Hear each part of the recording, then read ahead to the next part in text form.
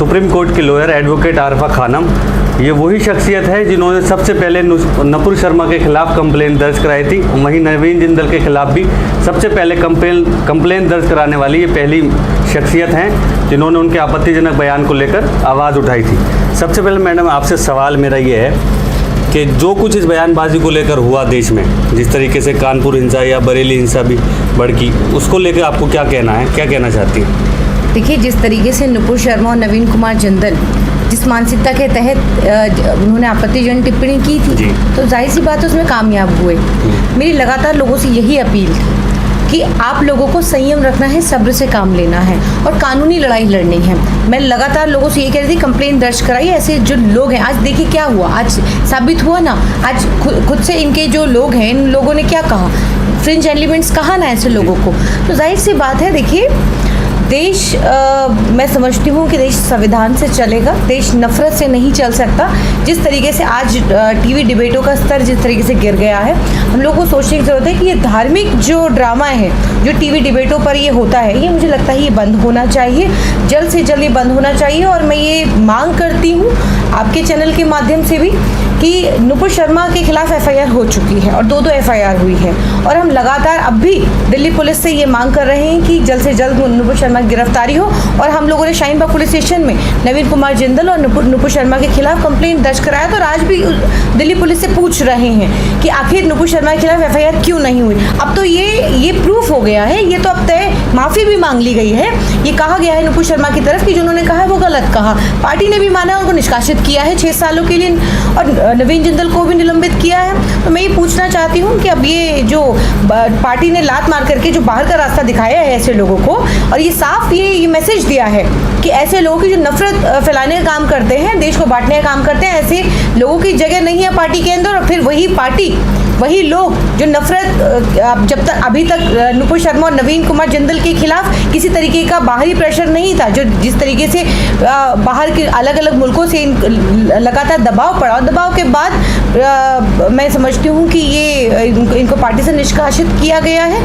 Otherwise आप इससे पहले देखिए कानपुर हिंसा हुई, प्रधानमंत्री चुप थे, लगातार मुसलमान कंप्लेन दर्ज करा रहा था, लगातार एफआईआर कर रहा था, लेकिन उसके बाद भी देख लीजिए प्रधानमंत्री चुप थे, कोई भी, बल्कि सारे नुपुर शर्मा जितने भी नेता हैं, जितने भी बीजेपी के नेता ने नुपुर शर्मा के आई सपोर्ट नुपुर शर्मा का हैशटैग चला रहे थे। और आज देखिए ना, आज वो बिल्कुल नुपुर शर्मा और नवीन कुमार जिंदल को बाहर का रास्ता दिखा दिया है। तो ये बहुत बड़ा मैसेज है, ये बहुत बड़ा मैसेज है, ये समझने के लिए, और खास करके बीजेपी के कार्यकर्ताओं को ये समझने की ज़रूरत है, उनके नेताओं को समझने की ज़रूरत है कि देखिए अगर इस तरीके की जो आप जहर उगलने का काम करेंगे तो पार्टी 1 मिनट के अंदर बाहर का रास्ता भी दिखा सकती है, आपका इस्तेमाल भी करती है और आपको बाहर का रास्ता भी दिखाती है। मैम 2 तरीके हैं इसमें विरोध दर्ज कराने के। एक तो आपने अपनाया जिसमें आपने एफआईआर कराई, दूसरा कानपुर में अपनाया गया जिस तरीके की, जिस पर हिंसा भी भड़की और 500 से अधिक लोगों पे मुकदमे लग गए। आपके हिसाब से कौन सा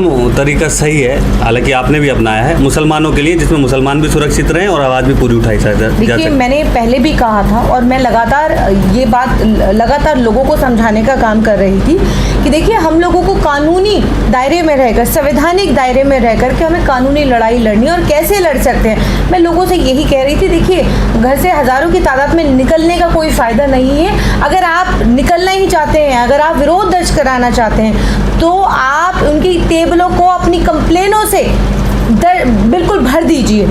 ऐसा हो कि अगर आप शिकायत लेके जाएं तो ऐसा लंबी लाइन लगी हो, आप विरोध दर्ज हज़ारों की संख्या में आप बाहर आ सकते हैं, कंप्लेंट क्यों नहीं दर्ज करा सकते हैं? तो कंप्लेंट दर्ज कराना बेहद ज़रूरी, कानूनी लड़ाई को कानूनी तरीके से लड़ना ज़रूरी है। हम लोगों ने भी कंप्लेंट दर्ज कराई थी और देखिए आज कि इसका क्या असर हुआ है। और इसके साथ ही मैं एक बात और कहूँगी कि देखिए जिस तरीके से जो नुपुर शर्मा और नवीन कुमार जिंदल को पार्टी से निष्कासित निलंबित किया गया है, लेकिन अभी ये पूरी तरह न्याय नहीं है।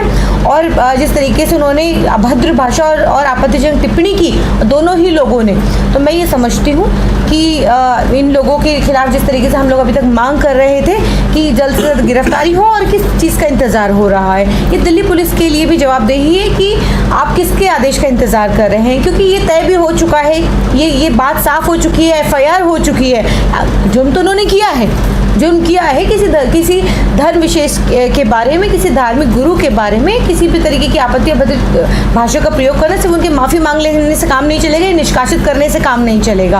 हमारी आज भी यही मांग है, आज भी हम यही मांग कर रहे हैं कि नुपुर शर्मा की जल्द से जल्द गिरफ्तारी हो। और मैं ये आपके चैनल के माध्यम से कह रही हूँ कि मैं अभी इसकी रिपोर्ट बनाऊंगी, रिपोर्ट बना करके मैं कतर एम्बेसी को भी भेजूंगी इसकी रिपोर्ट। जितनी भी एम्बेसीज हैं जहाँ से भी जिस तरह ये आवाज़ उठी है मैं सबको भेजूंगी यहाँ पर हो क्या रहा है। आपको लग रहा है कि नुपुर शर्मा ने एक माफ़ीनामा अपने ट्विटर के माध्यम से, अपने फेसबुक के माध्यम से भेज दिया और आपने एक पार्टी से उसको निष्कासित कर दिया, तो ये लगता है कि ये इंसाफ हो गया। आप एक तरह खून कर देंगे और माफ़ी मांग लेंगे कि हम मुझसे गलती हो गई और वो माफ़ कर दिया जाएगा। देखिए ये कानूनी अगर लड़ाई है, कानूनी तरीके से हम लोग लड़ रहे हैं और आगे भी लड़ने का काम करेंगे। क्योंकि आप वकील हैं मैम, एक सवाल आपसे ये है कि जिस तरीके से बयानबाजी के बाद कानपुर हिंसा भड़की, तो उस हिंसा का जिम्मेदार जो जिसने बयान दिया वो भी कहीं ना कहीं बनता होगा।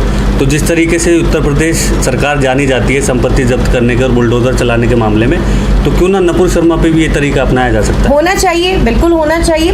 देखिए मैं हमेशा से यही बात अभी तक कह रही हूँ कि देखिए अब एक समुदाय के खिलाफ आप जहर भी उगलेंगे और एक ही समुदाय को फिर आप टारगेट भी करेंगे। जिस तरीके से वहाँ पे 800 के लगभग लोगों के खिलाफ जिस तरीके से कंप्लेन दर्ज हुई है, मुकदमा दर्ज हुआ है और उसके बाद लगभग 36 के करीब गिरफ्तारियां भी हुई हैं। तो मैं समझती हूँ कि वो लोग विरोध संवैधानिक दायरे में रह करके वो विरोध दर्ज करा रहे थे। जाहिर सी बात है किसी भी धार्मिक गुरु के बारे में अगर आप किसी भी तरीके से आपत्तिजनक टिप्पणी करेंगे तो वो किसी न किसी तरीके से, देश के अंदर लोकतंत्र है और संवैधानिक दायरे में रह करके वो विरोध दर्ज करा रहे थे। लेकिन ये बहुत अफसोस की बात है कि देखिए वहाँ पर एक हमने वो वाला वीडियो भी देखा कि पुलिस के साथ खड़े होकर कुछ भगवाधारी हेलमेट पहनकर और भगवाधारी पत्थरबाजी कर रहे हैं, तो उनके खिलाफ कब कार्रवाई होगी? तो ये साफ है, ये साफ। क्या आपको नहीं लगता कि ये जो देश के अंदर जो चल रहा है, एक समुदाय के खिलाफ नफरत परोसी जा रही है और फिर उसी के ऊपर फिर कार्रवाई भी हो रही है? बाहर ये मैसेज नहीं जा रहा है, लोग नहीं देख रहे हैं, इसको समझ नहीं रहे हैं। This video is sponsored by Mahalakshmi Jewelers, United Hospital, KBN University, Surat, Khazana, Shine Group of Institutions, and by Orbis International School.